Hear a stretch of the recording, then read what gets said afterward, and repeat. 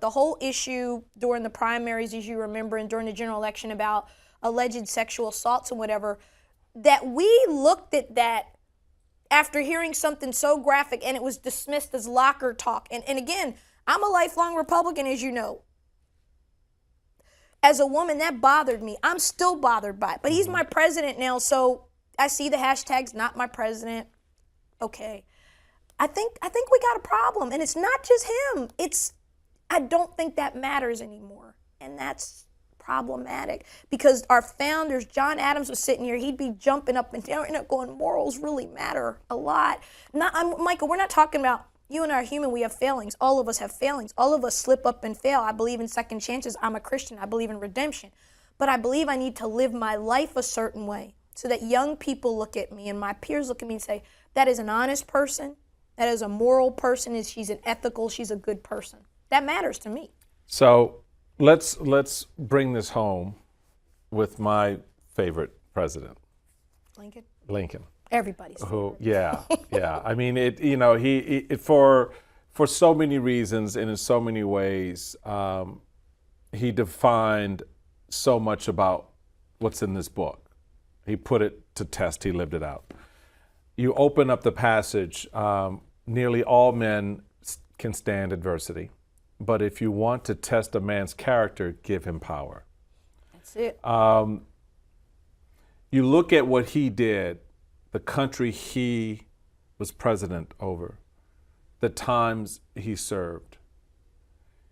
That's how this book for me gets summed up, because a lot of the things that you touch on in this book, he lived out in some form or fashion.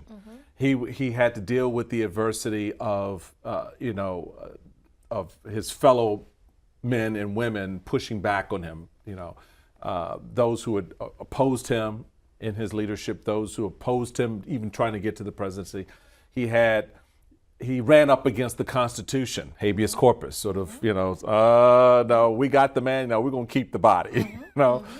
So he lived all this out. How do we create a Lincoln moment for this nation now, where our leaders understand fundamentally and principally that what our founding fathers gave us was lampposts along the way.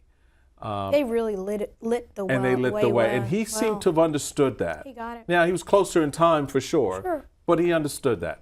Well, I would sum it up like this. Our diversity is our strength. It always has been our strength. Always. And Lincoln understood the fundamental principle of unity, of oneness.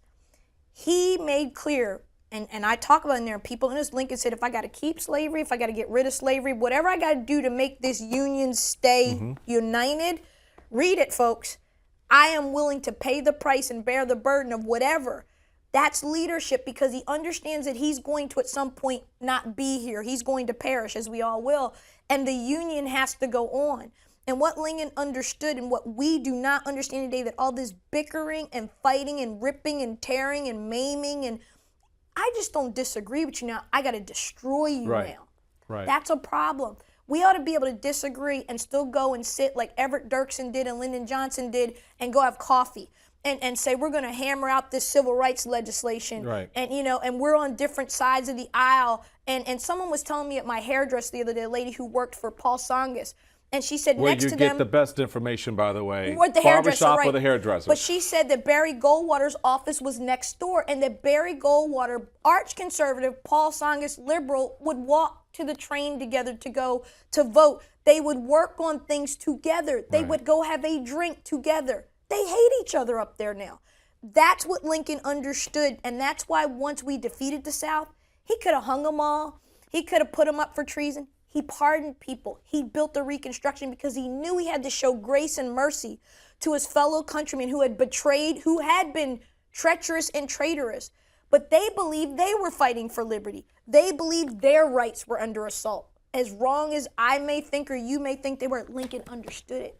And so Lincoln understood the unity, the oneness was the vision of those founding fathers, and that it must live on in order for this great republic to stand and endure.